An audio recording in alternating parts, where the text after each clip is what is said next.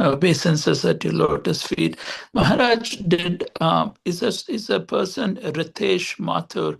Is he joining your other classes? He expressed that he wants to talk to you. I'm going to give him your email address and phone number.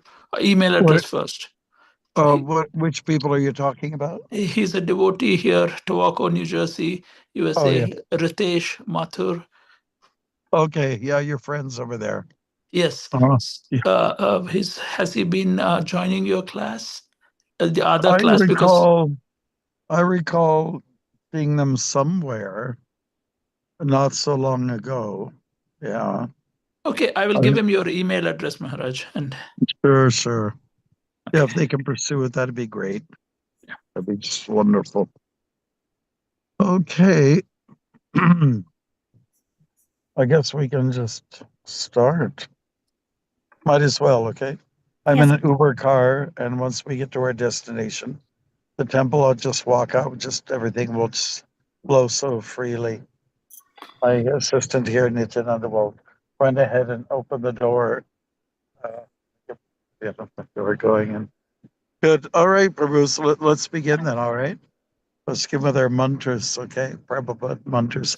Namo Om Vishnupadaya Krishnaaya Bhutale Srimate Bhakti Vedanta Swamini Pranamane Namaste Saraswati Devi Gauravani Paricharini Nirvishesha Shunyavadi Paschachari Satarine Sri Krishna Chaitanya Prabhu Nityananda Sri Advaita Gadadhar Srivasadi Gaura Bhaktavrinda Hare Krishna Krishna Krishna Hare Hare Hare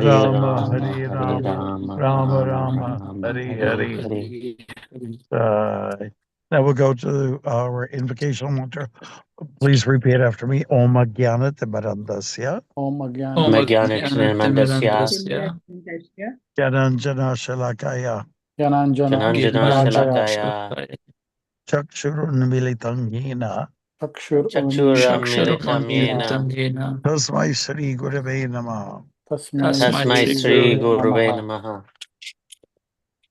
I was born in the darkest ignorance. I was born in the darkest ignorance. My spiritual master opened my eyes. And my spiritual master opened my eyes. With the torch of knowledge. With the torch of knowledge. I offer my respectful obeisances unto him. I offer my respectful obeisances unto him. Srila Prabhupada ki Jai. Okay, we'll get to the verse for today. And thank you very much. It's 139. Yes, Maharaj. Okay.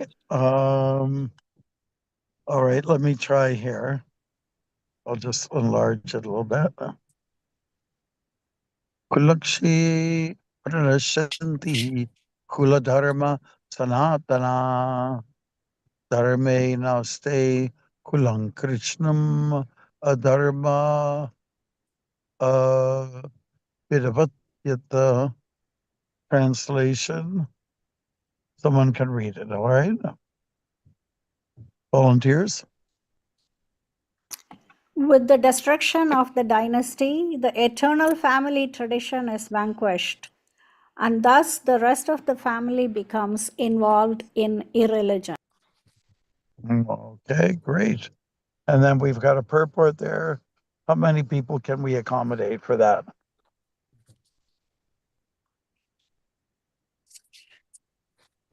Two, two maybe. So Dhanraj and Gurudas, you can read. Okay, let's go for it. Purport. In the system of the Varnashram institution, there are many principles of religious traditions to help members of the family grow properly and attain spiritual values. The elder members are responsible for such purifying processes in the family, beginning from birth to death. But on the death of the elder members, such family traditions of purification may stop, and the remaining younger family members may develop irreligious habits and thereby lose their chance for spiritual salvation. Therefore, for no purpose should the elder members of the family be slain. Mm-hmm. Okay. And that's it. Thank you very much, readers and listeners. Okay, we're talking about some old traditions that Arjun wants to uphold, and he has every right to express himself. There's something very pressing in his heart, and it wasn't an issue a few minutes before, but suddenly it's so important that he gets things off his chest. And he's just talking about certain traditions. Not a good idea to break traditions. There's concern about family, concern about elderly people, and what they do for a human being. When it comes to family, they mold us. When it comes to elders, they guide us, right? So if you're talking about some kind of war, then what does that mean? There will be a loss of lives, and there will be seniors that will be missed. I mean, Bhishma Dev is one of those persons, right? How can we stand or bear it to lose somebody like Bhishma Dev, so much on top of everything, so caring for his family? There's definitely going to be loss, because that's what war means, loss. And you wonder about the gain sometimes. Does it measure up to what is wanted? Yeah. So when we see words like Kula, you can be assured, like Krishna is here, it's we're making reference to family members. And I happened to bump into my cousin yesterday on the street. I haven't seen her for a few years, and we reminded each other how important family is. Okay, I'm just getting out of the Uber car right now. I'm going to say thank you to the nice man. Thank you so much. Good, you too.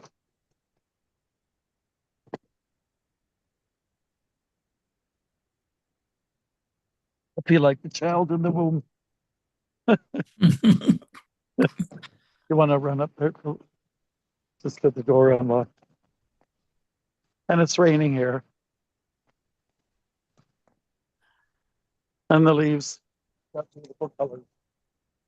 And it is rush hour. Thank you. People are nice. They're stopping for us. I guess that the color of the dhoti and the kurta startles people sometimes. Oh, what's that flash? Okay. I've been told I'm like a moving traffic cone because I've got that color. Okay. Here we are. I'm going up the stairs now, as you can tell. And everyone's getting ready for Halloween tomorrow. Is everyone freaking? Beyond that, Maharaj. But some kids are freaking.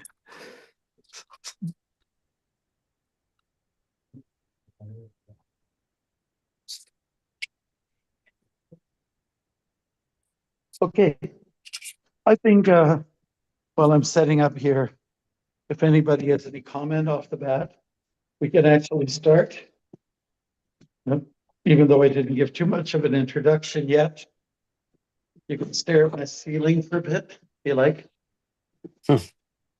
With drops of water on it. Hare Krishna. Any comments so far? Maharaj, Hare Krishna, I actually have a question and a comment. So let me just put the comment out first. You know that our dear Madan Gopal Prabhu is such a nice devotee. Here in Tobacco, he's started. He's very he's very good. You know him, and I think many people others know him. So I asked him about the sati, which is the practice. I think that is Mrs. Dhritarashtra did that, right? So when Dhritarashtra decides to leave the kingdom or something, so his Gandhari is his wife. right? And Gandhari. It's described in the Bhagavatam, the first Yeah, canto. Bhagavatam, yes. So I told Madan Gopal Prabhu that sati was a practice where elderly women really, I guess they were kind of forced, or due to pressure from society, they literally did the sati practice where they follow the husband into the funeral pyre, assuming the husband departs the world first. Mhm. So I asked him about that, and I said, "So Prabhupada is essentially, advocating for women suicide." And then Madan Gopal got a little upset. He said, "No, it's not suicide. They're walking into the spiritual world. They know that they're going into the spiritual world." So Mhm. Prabhupada wrote it as it is. He didn't want to modify it, and you should say it as it is. So I said, like today, sati would be, illegal, and it would be like, and then it's related to this verse because it's elderly women, and so I want your comment, Maharaj, on this. Well, these days there's some people pushing for a Sharia law, which is another thing. Maybe it's not so different. Well, let's look at the original story, as we understand it. Sati was the name of a very, let's say, a renounced lady, and was the spouse of Lord Shiva. Both shared in performing tapasya and so on like that. Sati was very austere. She was like a great devotee of the Lord. Mhm. And then she got very interested in seeing family, and she hadn't seen them for some time. She hadn't seen her father, mother, other siblings and so on like that, and friends as well. So there was a big celebration going on, a big gala event that was hosted by her father, Daksha, who's the progenitor. Okay. Daksha is all about he fathered many children, Mhm. and that's what he was all about, production and Mhm. procreation. He's a progenitor. Mhm. So Sati was thinking in her mind, I'd really like to go to an event like that. I want to see everybody, and everyone's going in their best dressed. She was actually making observations that devatas and their spouses, gods and goddesses, were going out in their, flying about in their vimanas, their Mhm. aerial push. It was very enticing for her. So these desires sort of sprung up in her, and she talked it over with her husband. And Shiva's very perceptive. He already had a real bad experience with these father-in-law dynamics, and he just felt, it was his opinion, that he didn't think she should go, and he wasn't going to go, so she would not be accompanied by him. But he made an arrangement that she would be accompanied and protected by some of his followers, the Shaivites. Mhm. So she did go, and she was kind of pleasantly surprised that her father he had so much resentment towards her, and only because he didn't like his son-in-law. And it was just quite over the top, was his attitude towards Shiva himself. And we all think Shiva's quite a rishi, quite an advanced soul, being so austere and so on like that. He's like the ultimate Vaishnava. Vaishnavanamyata Shambhu. Shambhu is a name for Shiva, and he's very dedicated to Vishnu, to the Lord, to God, Bhagavan. Okay, so there were so many insults lodged towards Sati on her short visit there, especially from her father's side. She was just craving this, father-daughter relationship. She wanted to be meaningful and so on, but she got so torn by this to the point where she decided to perform a sati rite, which means that you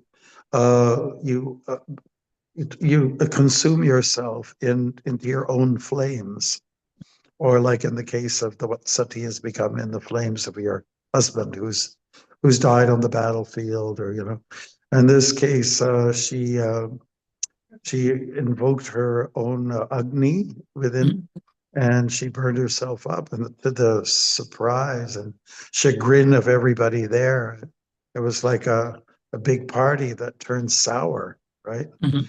And Yes. so there was retaliation by the Shaivites against, followers of Daksha, and there was cursing going back and forth. It just got totally out of control.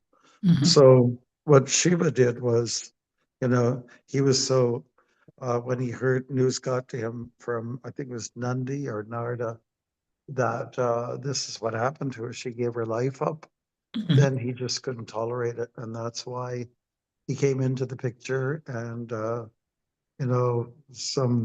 he invoked a powerful being, and that being did a little decapitation program, which was common in the old days. Mhm. And so Shiva fought that way. That was his retaliation. So the story is actually quite beautiful. If a woman sees that her husband is gone, lost in battle, she feels, I have nothing to live for anymore. He was my everything. Mhm. And in the case of Shiva, he was thinking, my wife is my everything too. Mhm. And so the pain was too much, and that's why he took offense in a big way against Daksha. Daksha lived. He lived, but with I don't know where the word scapegoat comes, but he had the head of a goat and the body of a man. I don't think that's too far out from Mhm. our Mhm. understandings. Mhm. Everybody loves the lion head and the male human body. we love nourishing it dearly. Yeah, Yes. so that's how the sati rite started off. Now, later on, as things deteriorate, like the Varnashram system established by God himself, chapter 4, Mhm. Krishna says, I established the system, but also went strange, it went sour. Mhm. Brahmins, who are supposed to be pure, they also go kind of strange. Anything that you filter through Kali Yuga goes rotten. It doesn't Mhm. mean that it's to be rejected, the system, but it means maybe you have to sit down and see how you can restore it. So I think there's been a lot of twists and turns because of the sati rite Mhm. that's gone on, and whatever was there was a purely motivated event, but it has become kind of strange as of late. You know, I mean, today's society too. People kind of like give up on each other. They don't give up their own life. They don't go to protect each other. They just drop each other. I'm talking about in marriage, and Mhm. just people renounce their kids renounce their parents. I mean, isn't it kind of cruel also to, maybe there's parallels here, but when you look at the initial event, it was very purely motivated, and it just went kind of strange, those are the methods of the Kali Yuga. Now, I'll say something a little bit more. Uh, Another reference to the sati rite, or giving up of one's bodies, is when you feel you're ready to go and you give your life to God, as in the case of Dhritarashtra and his wife Gandhari. They were in the forest. They went north, and they and give ourselves to the absolute. So again, it was like selfless actions. And what sati has become, I know the British outruled it, but I mean, the British, what can I say about the British? They were out to kill sannyasis, and the people who are motivators and influencers in the Vedic tradition.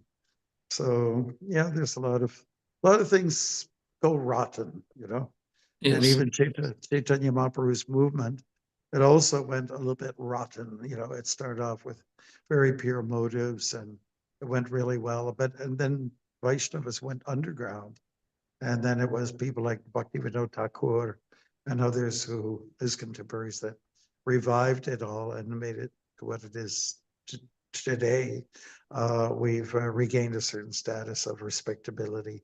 You know? So you can imagine how far off things can go. You know, so those are some thoughts. You asked for thoughts. My take Yes. on it, and those are my thoughts. Yes, thank you so much, Maharaj. Oh, I have to tell you something all of you would be very interested to know. I was invited to Ryerson University, which is in the downtown of Toronto. This goes back about 15 years ago. And I was asked to speak to the women. It was a Sikh lady who invited me to speak. I always go for any situation and opportunities to speak at a class. But this, I got to know, was a class full of women, 100% women, being trained as nurses. And the teacher was a male nurse. So that was interesting. And so they asked me a lot of questions because nurses were required to learn about the different traditions when patients, you know, are struggling and they're about to give up their lives, and then, you know, it's good for the medical people to be informed about some of the rituals. So that was the motive behind having me come there. And so then someone raised the question about, tell us about the sati rite and what that's all about. Of course, I'm in a room full of women, and it's hard for any women to understand what the original sati rite was all about. But I explained it in those historical terms, and everyone was okay with it. You know, I didn't get into any brutal explanations about what goes on now, you know, in certain remote places in India.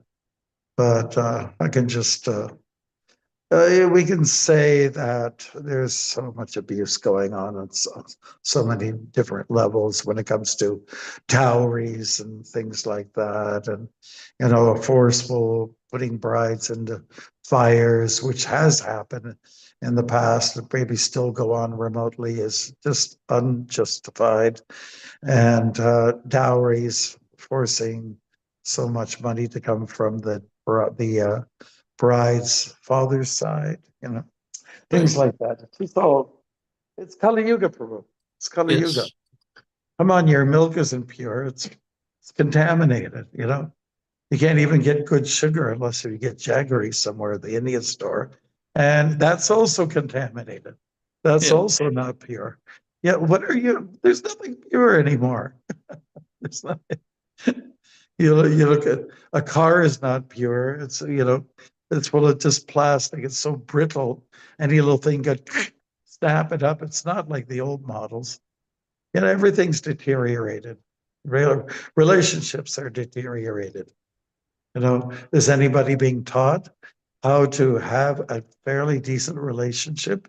Shouldn't that be taught in the schools? Shouldn't we be learning how to deal with money? But that's not the thing. I guess the thing that a lot of students learn best at school is how to have a good party. There's major misdirection going on. Major. Okay, so thank you for keeping the ball rolling and keeping it lively by asking your question. Thank you, Maharaj. Yeah, thank you. I'll be happy to meet with Madan Gopal and talk to him further on about the sati rite. Yeah, we'll do it in May when you're here, Maharaj. We'll time wait for till at least May. 5 days. This time you're going to be so busy, Maharaj. So many people want to see you and to have you over. So at least 5 days. Killer of the Swamis, right? Okay. All right, we got some hands up there. But Stevie, can you identify who was up first? Vasanta. Okay. Vasanta, is it a comment or a question? Oh, 1 minute, 1 minute. She cannot unmute. Sorry. Okay, you can do it now. Hare Krishna. Comment or question? Yeah, I know. I was going to comment on sati. Maybe, you know, yeah, if you want to do it, just keep it a little bit brief, okay? Gone. Okay, you know, like all these Buddhist monks do self-immolation. and they don't even flinch when they set themselves on fire. So they Mhm. have overcome. She's freezing, right? Therefore, they can, yeah. So not everybody can do that, or maybe they didn't do that either, even in India. So Uh-huh. Okay, I know you're talking about heating up oneself, but we're talking about freezing a little bit. We lost a little bit of what you were saying. At least I did. Yeah, we've heard about Buddhists burning themselves up. Yeah. And what their motive is, I don't understand exactly. There could be some politics behind it. Maybe they're demonstrating their aloofness from the world. I don't know. I can't comment because I don't know enough about it.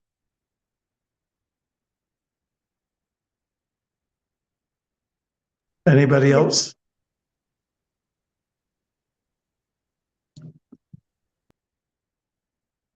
Okay. Wow. Pride burning, whatever. If that's of no interest to people. Okay. All right.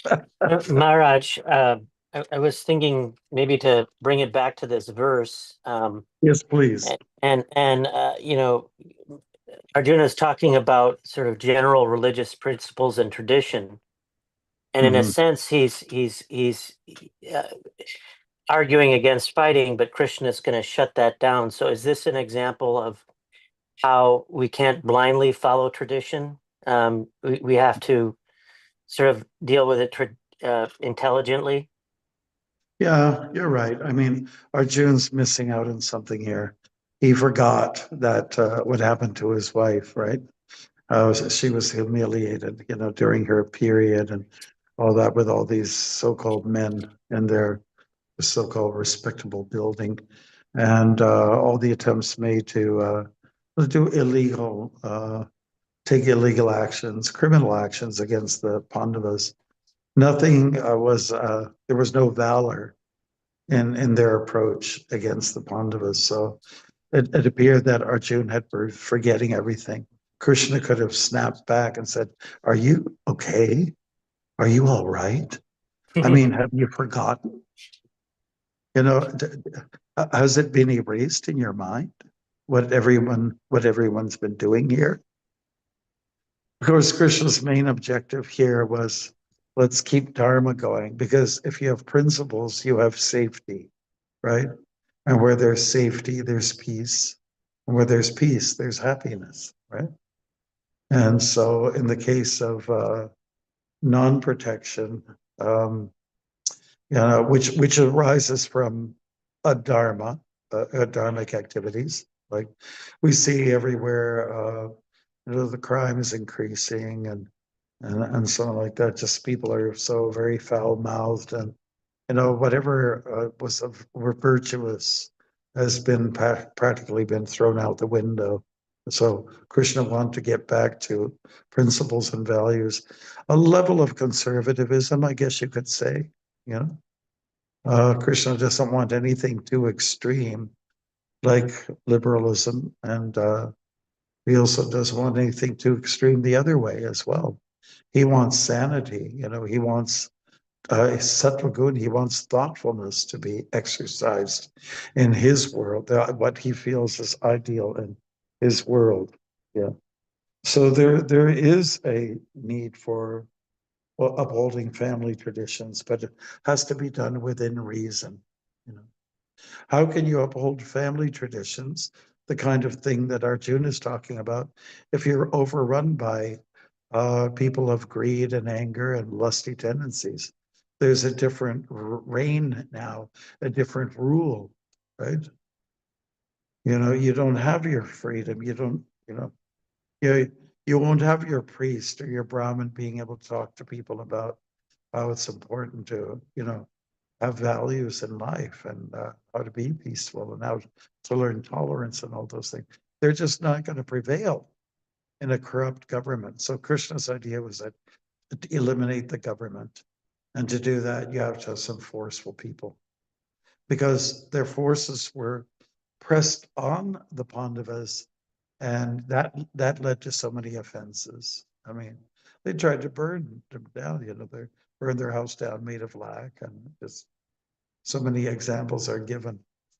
6 aggressors are addressed in the Bhagavad Gita, 6 kinds of aggressors. And when it comes down to it, the Kauravas were guilty of all of them, all of these offenses. So Krishna wanted to just, establish sanity again and dharma, righteousness.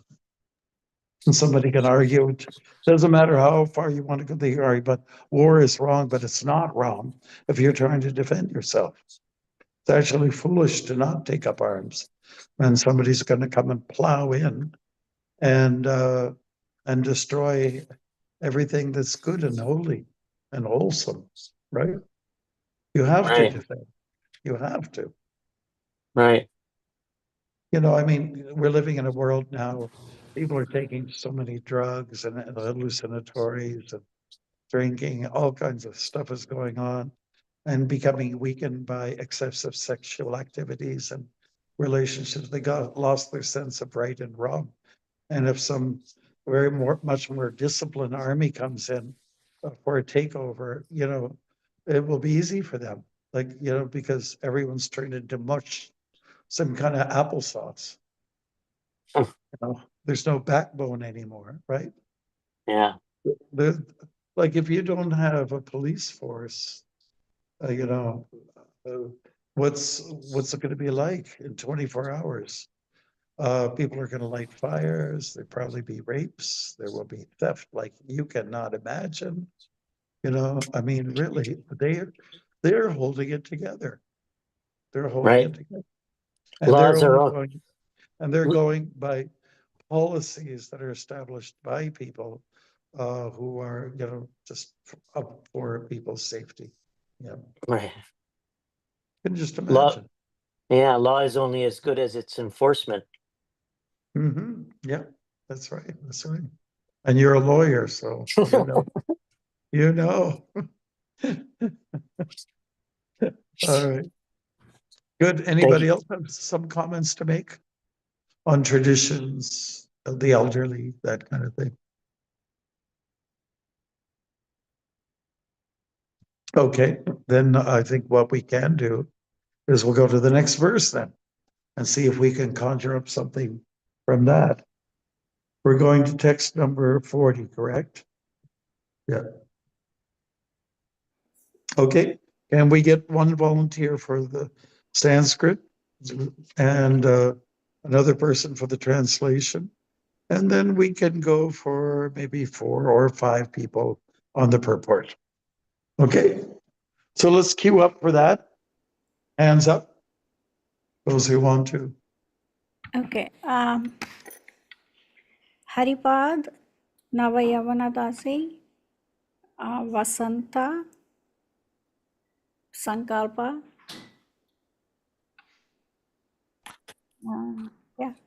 Can you show the Sanskrit verse, Mataji?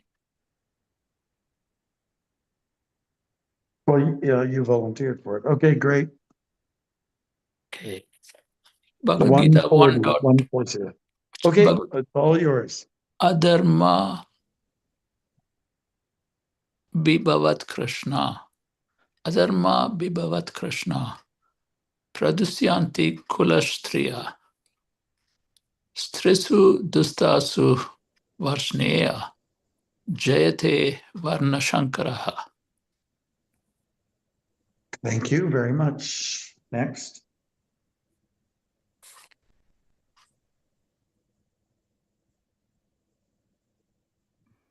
Next.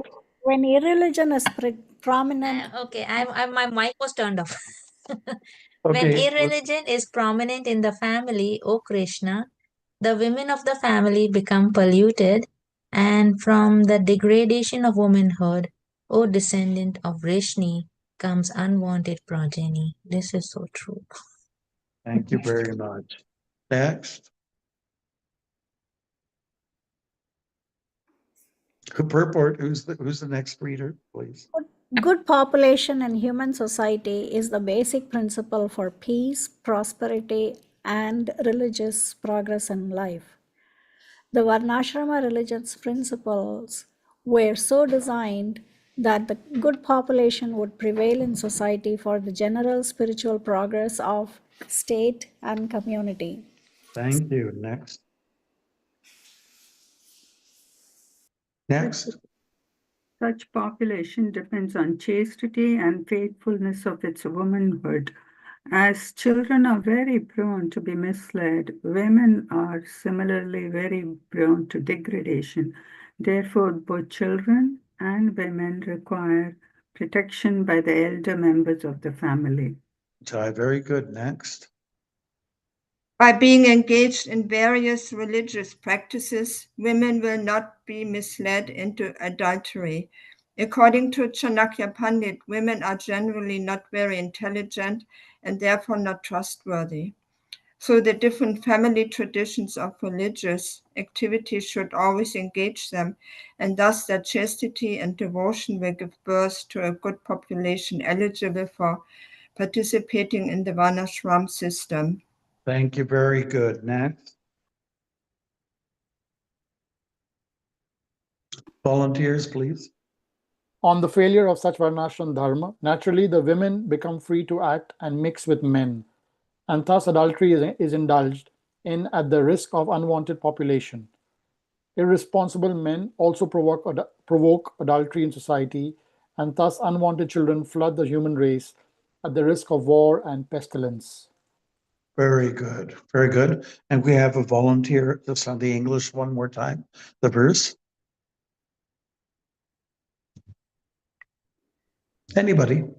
When irreligion is prominent in the family, O Krishna, the women of the family become polluted, and from the degradation of womanhood, O descendant of Vrishni, comes unwanted progeny. So thank you very much. So when irreligion is prominent, things fall apart. So the opposite to irreligion is religion, and that we say is dharma. Okay. So when dharma is in place, then you've got at least people are, let's say, coached in a certain way. They live by policy. Policy established by God. Dharman tu sakshat bhagavat pranitam. It is Bhagavan himself who establishes certain levels of etiquette and protocol. And if people don't follow that through, then it just everything goes haywire pretty much. Prabhupada, some of these terms might seem to be a little bit harsh. Prabhupada speaks about women are not intelligent like children, therefore need protection. And then Chanakya Pandit also, he has something to say about that. And but then at the end, Prabhupada equalizes it, I guess you could say, by irresponsible men also provoke adultery. So on both sides, we have a problem here. What Prabhupada does say in favor of womanhood is that wherever you travel in the world, women tend to participate more in religious practices than men. Wherever you go in the world, they may not take major leadership roles, but they are devout and dedicated, and they move on emotions. So when it comes to emotions, with God, there's a relationship that's supposed to trigger, right? And so it's easy for women to, slide into this kind of a lifestyle, whereas men tend to be a little bit more cold about it. But we're all at fault here. And because we have not put stress on religious values, but rather have put stress on sense gratification. And if I don't get my sense gratification, I'm going to be like a spoiled baby, and I'm going to raise hell, and I'm going to rant and rave, and I'm going to kick my little footsies against the floor and break the floor. I'm going to have a tantrum, We're going to be like little kids. So, kids need to be protected. All people, elderly people also need a certain kind of protection, because they can also turn bad. They can also turn sour. I mean, there's all kinds of things going on in the name of freedom. Hare Krishna, freedom. It should be more fine-tuned when it comes to the definition. Okay, the word Varna Sankara, I think it was Vasant who said, yeah, that's true. So Varna Sankara means unwanted population. There is such a thing as unwanted people, or people who tend to be disturbance. They are disturbed, so they disturb. Yeah. And this is a result of breeding without some dharma behind it. As Krishna says in the Gita, I am kama. But I am kama so far as there's regulation in life, so far as we stick to dharma, regulated life. Okay, boy, if we ever lost on that one, so much money is to be made on loose sex. It's just everybody wants to see it. They want to get ideas churned up out of their minds. What maybe I could do. I could be a little naughty as well. So we live in a naughty world, frankly, and that naughtiness produces unwanted children who are frankly not wanted, where parents tend to just say, oh, I'm first. My pleasures are more important than anybody else. Prabhu, let's get some comments. We don't have so much time left, but it is an interesting topic. Arjuna. Arjuna's got something. We're looking at his chin.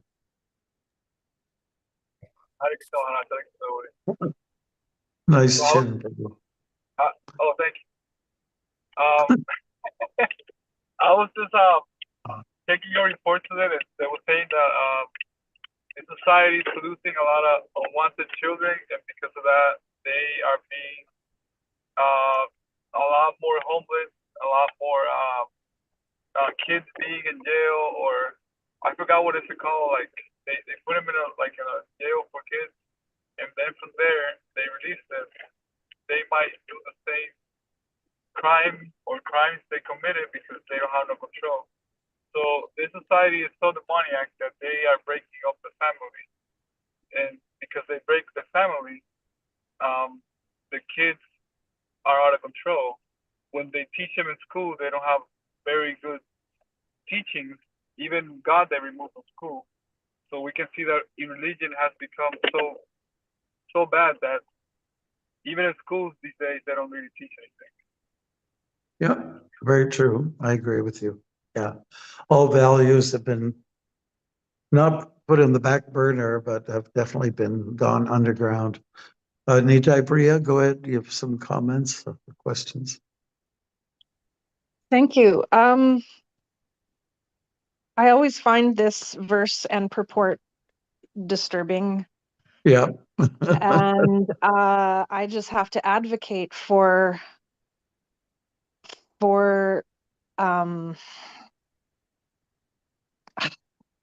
I can't find anything to advocate for, but I feel like I need to advocate a little bit against what's being said there, because I feel that women, maybe it's a sign of the times, but in the history of the world, women are by far, more than any race or demographic in the history of the world, are the most subjugated and abused demographic.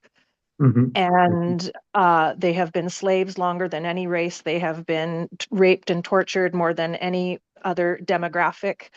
And generally, if we look at actual statistics, women who have been degraded forcefully, or they've been groomed, or they've been pushed and prodded, or been victims of pastoral abuse. And this is no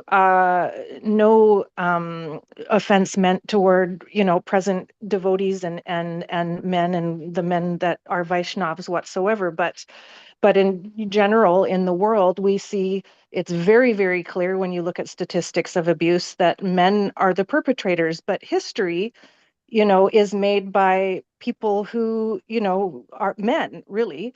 And so I feel that this toxic view of women being the ones that are the key polluters in the equation, that's not what I've found at all. Historically, statistically speaking, in my personal life and with other people that I know who have been cheated on, or what have you. And I'm dumbfounded by it. And I love Srila Prabhupada, but if I'm honest, my heart's racing right now. And every time this comes up, I'm flabbergasted and I'm upset. And I can't make sense of it whatsoever, because it just statistically does not add up. Right. And I think that if you can pass this verse and in the study of the Bhagavad Gita, you're a real saint. Yes, that's not a laughing matter. It's a serious. When I first read this, the Bhagavad Gita, I couldn't quite grasp it. And I actually brought it up at a GBC meeting some few years back, maybe about 10 years ago. I was just trying to look at the balance of things, I always search for balance in these matters, any matters like this, because I'm a Libra and I'm such a, I don't know, maybe extreme Libran. But I was just saying that we were talking about Vaishnavi gurus, right? And that when it came to voting, it was always split in the middle. Of course, it was mostly men who were managing these things. And I just brought it up. I brought up this verse. I said, so women tend to be put down here and by Chanakya Pandit. And yet you have other areas of the Shastra where it seems to prop them up, and say, like, for instance, fine speech and various qualities, they're considered feminine traits. That's what Prabhupada says in the purport. So while some extreme statements have been made on one side, on the other side, you'll get something that almost balances out.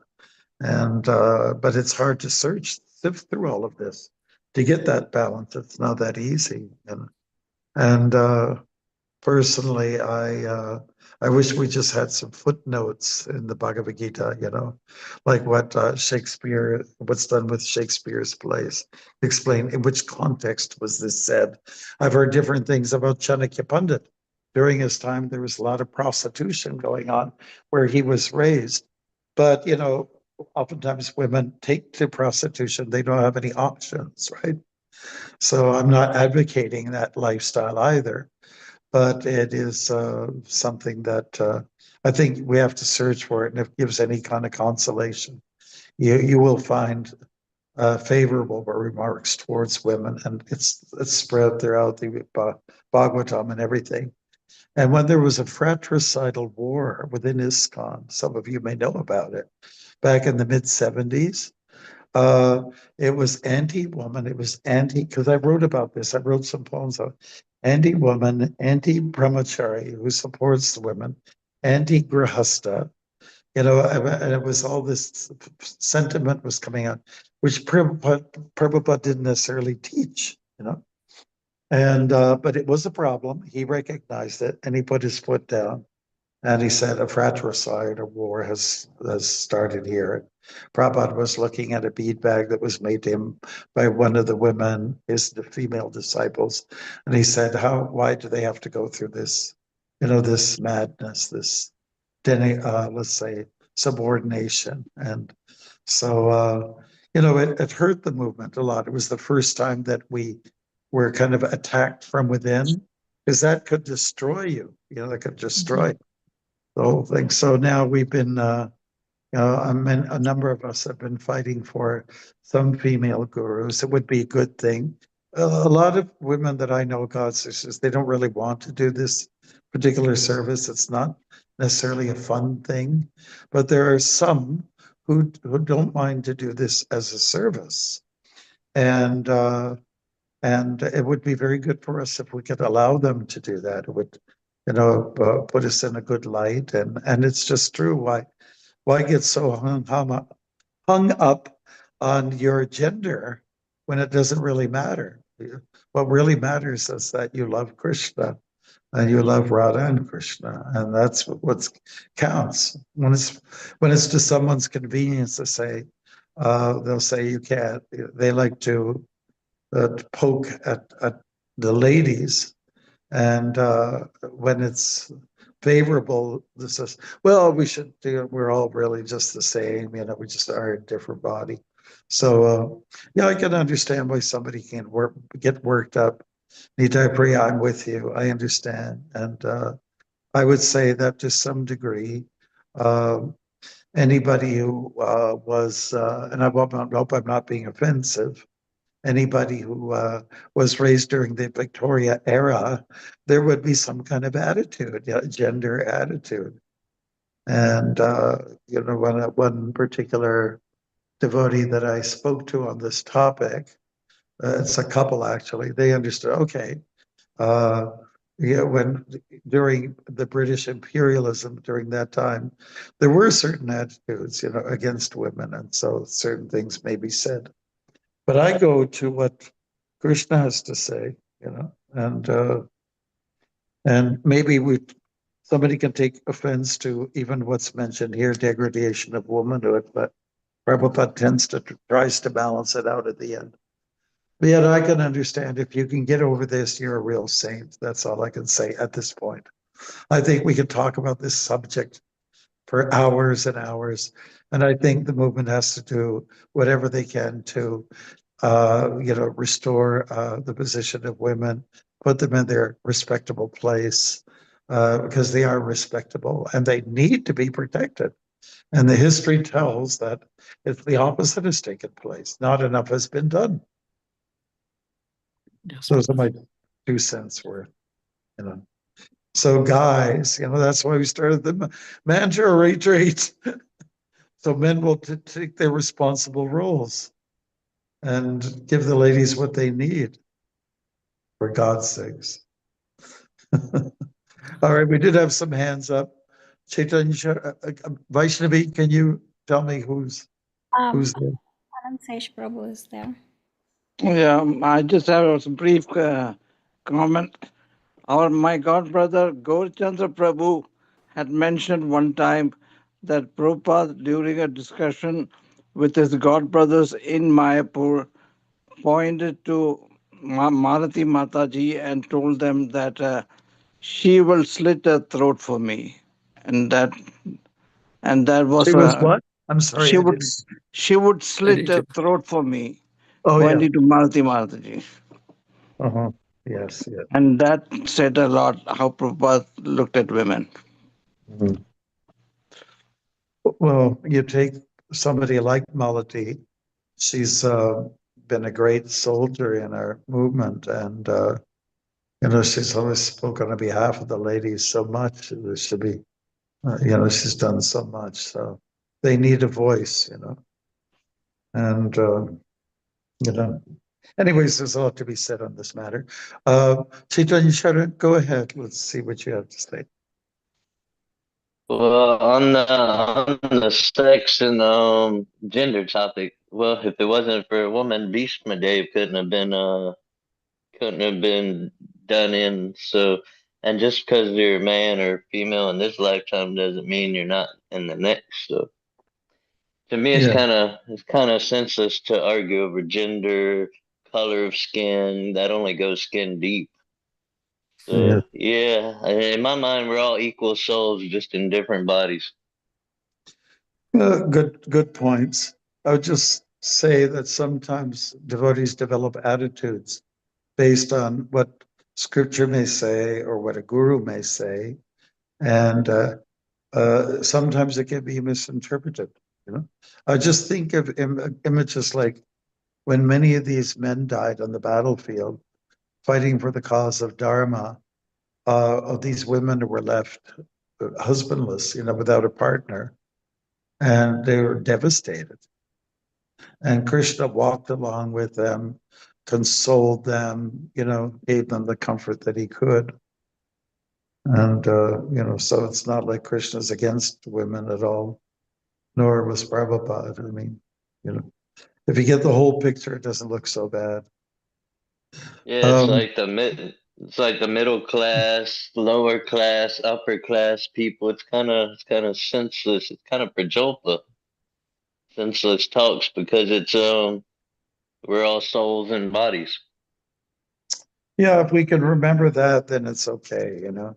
That everyone's got a different kind of machine, and one machine can do what another one can't do. So let's look at that. But inside there, we're all persons, right? We're all Jai. individuals. Yeah, we can just keep that in mind, you know. And even if somebody has some certain kind of sexual orientation, we just have to look at are they serving? Do they have a nice service attitude? That's what's important. Yeah. Could Absolutely. we have done, Raj? Go ahead. Yeah, Maharaj, also just what you highlighted earlier when you said this point, but the point is that, the women themselves are more devotional generally all over the world in all spiritual practices. That is very, very true. But I think also what Srila Prabhupada was trying to tell us or told us, and I think we've just discussed this, I think once earlier as well, is that when women don't tend to follow dharma, then there's a lot of vanity, and I think in that case there's all of the other things that follow, because adharma enters through society, through women, because obviously they are the progenitors, and they are through which they are the Shakti, so it enters in through the Shakti. And I think that is something, that is why it's like talking about a piece of metal and a diamond. Piece of metal lying around the house doesn't need to be bothered about, but a diamond is always kept in a velvet cloth in a box, and then in the safe. Similarly, women have to be kept carefully. That's the point that's trying to be made here, that because of the way society would look at them, or the things that could happen to them, is why they have to be cared for and they have to be protected. It's not that they are weak, it's just that they have to be cared for and protected, because they're valuable. They're much more valuable. Thank you, Bro. Thank you. Anybody else? I would, when I just go from what Prabhupada tried to say in the comment, my feeling is that it's not so much about the intelligence, how we think about the intelligence. It's more like the vulnerability. So women are more vulnerable, and that's my sense of what Prabhupada is saying. That's why less intelligent, we can't pick it up maybe so easily from the environment, that when do we need to be protected and when not. And sometimes women make decisions that are not good, and then they are suddenly left with unwanted children. They're all alone, like talking about this society nowadays. So that's less intelligent. Mhm. And Prabhupada saw it in the Western world a lot. And so this is my speculation. Mhm. Well, the male-female top. Nice to hear from some of the ladies here, as well as the men. Yeah, we definitely have different mindsets, and we should take the most of it. I don't know if it was this group, but somebody had analyzed that when the baby is crying, the mother just is, very up right there to deal with the child, and the father will just kind of sleep through it. He's probably tired. He worked on the construction site all day. But if there's a rustling in the front yard, the backyard, the father won't go to sleep. So there's somebody doing harm here. There's somebody trying to give us great trouble. He senses the fear, then he won't go to sleep, but she might. So it's different mindset. Good. That's Need to beautiful, agree on- Maharaj. Yeah, sure. I mean, we got to balance it out. But I always think of man, woman. I mean, there's such a beautiful complementary thing here, They're just Radha and Krishna, And I had the strangest dream last night. I think it's somewhat related. I'm a marathoner, Yes. and some or other in my dream, I feel I'm on a marathon. But this time I took a bicycle, and in the basket of my bicycle was a deity of Radha. Jai. And I was going through all this horrible weather and everything like that. And I didn't know anybody. I ended up at the home of some, like a nice Indian family. And even they were not understanding. I have to bring Radha to Windsor. I have to bring her at the end of the road. Jai Maharaj. How dreams are strange. Is there in Windsor, do you have Radha Krishna temple in Well, it's Windsor? at the end of the road, it's, yeah, well, we have a gathering there, but for some reason it's at the end of Highway 2. It's the end of the 401. It's like, Oh, okay. and then you get to the busiest border town in between the two countries. So it was just some or other. Windsor was, I couldn't go any further with Radha. I had to bring her there for some reason. Hare Krishna. Jai. Yeah, I don't know if we can resolve this totally in the minds of some of us, but I think, if you read on, Prabhupada said some beautiful things about ladies, the women folk in general, and he was really, the way he dealt with women tells everything. And for that, you can talk to the devotees who were there during his time. You can talk to the devotees who were his female disciples, and they can give you a very good narrative on how he felt about his female devotees. He was very caring, very caring. Yeah, so now this verse will be behind us. Let us make sure that ahead of us, our attitude, our head is on straight, and that we value all forms of life, male, female, animals of all kinds, we have to respect them all. They all play a major role. I had some kids at the Sharanagati Gurukul ask me, one boy said, Maharaj, can you please tell us, what is the good thing about mosquitoes? How can we value mosquitoes? And I have to admit, I'm a mosquito hater. But they are a great source of protein for other forms of life, frogs, snakes, dragonflies. And then when I said that, okay, I get it now. They're part of the food chain. And if they weren't there might be some problems, right? Yes. All right. And, mosquitoes are always there to remind us, don't get comfortable in this material world. Mhm. All right. Good. We've reached 6:05. Where do you want to go with this, Prabhus? Nitai Priya, are we doing okay? We're going to be okay, Maharaj. Thank you. Because you brought up some valid points. Well, thank you, Maharaj. I trust Srila Prabhupada, and it's just that it's just this one point where I don't know if I'll ever. I just wish it.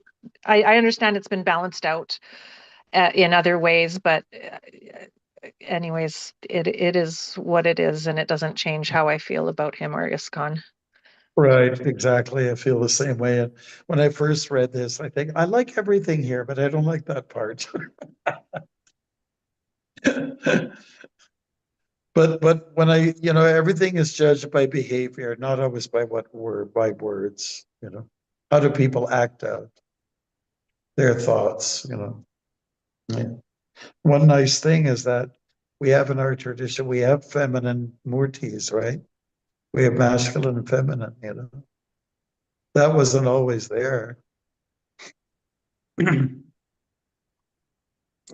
I've been to Kirchor Gopinath Rimuna in Orissa, and here in Toronto we have Radha Kirchor Gopinath. We have Radha in there. So we have a man and a woman standing there. They're very comfortable with each other. And these are emblems of, what shall I say, self-satisfaction, complementary powers. It's very nice to have that in our movement. It's nice to have that in our tradition. I love it. Hare Krishna, what's that all about? Hare is Radha, and her name comes up more in the Maha Mantra than does Krishna. Although you could say that Rama is Krishna. Anyways, maybe it's not to be argued. Arjun, do you want to wrap it up? I don't know if we have time for takeaways, but we do have time to hear from Arjun if it's going to be short and sweet. That's right. Srila Prabhupada gave the chance to all the females. So before him, there were no female disciples. So he was the first one who did it. Yeah, Yes. I think that's one thing to keep in mind. He had the ladies go on the altar, and he had them that could do the cooking and looking after the deities, traditional feminine stuff, garlands, making the outfits and so on like that. He also allowed them to give class, he was up for it. Like no guru did that before. No guru did that before his time, in the Gaudiya tradition at least. All right. Thank you, Prabhu. It was a good discussion, and I really appreciate Chaitanya. It's very nice to have you back on board. If there's another time that works better for you, please let me know. Thank you, Maharaj. It's nice being back on. You see your Haribol. family, all the ladies and all the gents here. Yeah. All right. Prabhu, yeah. Good. So next time we'll get together, and I will be here in usual spot. So thank you. Mr. Srila Prabhupada. Vancha kalpatarubhyascha kripasandebevacha patitana pavanebhyo Vaishnavebhyo namo namaha. Thank you, Maharaj. Thank you, Thank you, devotees. Maharaj. Hare Krishna. Thank you. Hare Krishna, Vaishnav.